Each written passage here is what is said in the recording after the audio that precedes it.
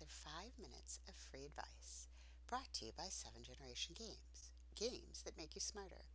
Today's free advice is all about how if you recognize the fact that people are people, you might not make a disastrous marriage. Speaking of marriage, my own husband has told me that more people would watch these videos if I actually had production value and props, so be prepared. I was reading Middlemarch by George Eliot, which would come as a huge shock to my English teachers because I tried to avoid English at all possible costs. And it turns out that you cannot graduate from high school and college without taking at least one course in English. Believe me, if it was possible, I would have done so. So anyway, in Middlemarch, she actually does a really good job of developing characters. And you can see that people 150 years ago were really very much like people today. So first of all, you have the young woman, see, there's my prop, who marries a much older man because she thinks he's so brilliant and great. And then she finds out later that he's just kind of average, plus he's old.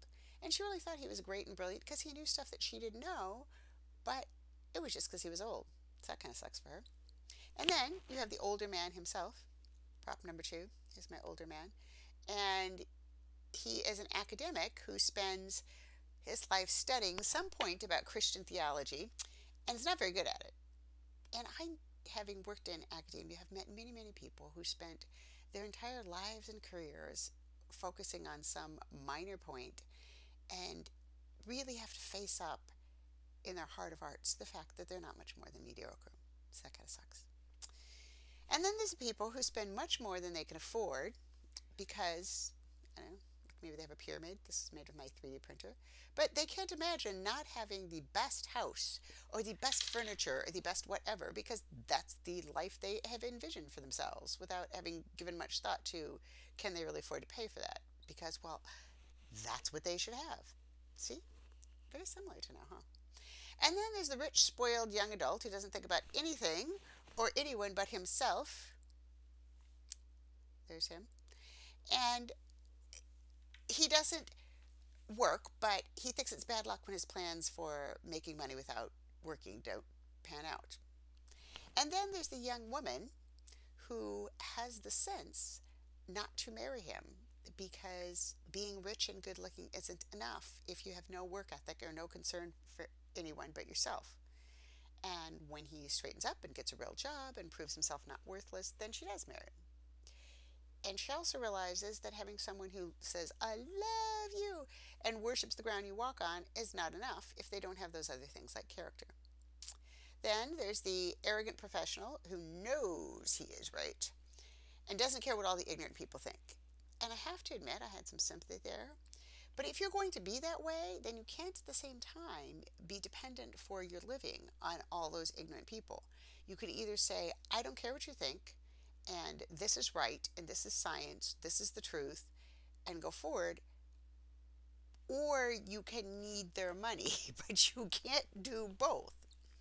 And then there's the people who are ignorant of science and prejudiced and don't believe anything new could possibly be good, and thus miss out on improving their health and lives, like you idiots that don't believe in vaccines. Vaccines save people's lives and they don't cause autism. Now cut it out. What the hell is wrong with you?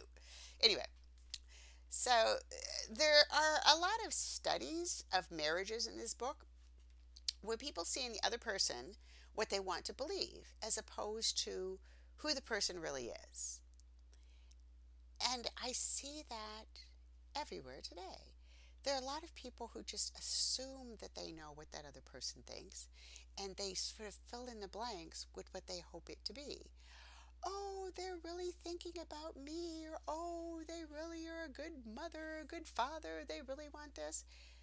But you have no proof that that's actually the case. And it was interesting in the book where each of the people in these marriages is thinking and imagining what the other person is thinking. And it's not that at all, but it's what they want them to be thinking. This is why I can never watch a soap opera for more than 15 seconds. Because I don't understand this assuming that you know what the other person thinks or what they're like, as opposed to just asking them. If you think that your wife is having an affair with the baker, say, hey, Crystal, are you having an affair with the baker? And then she'll say, "Oh my gosh, no, I'm having a surprise party for you. That was the massive cake for the 300 people I'm inviting, and that's why I was having those meetings with the baker." So, look at the person objectively, not filling in the blanks, not projecting your wishes and desires onto them, but what do the facts really show? Are they a self centered, spoiled brat? Are they somebody really mediocre? Or are they really that person with character who has your best interest at heart? Marry for that. Feel smarter? Want to be even smarter? Go to www.7generationgames.com and get yourself a game. And if you're already smart enough, donate one to a school because we all know there's a lot of people who could be smarter.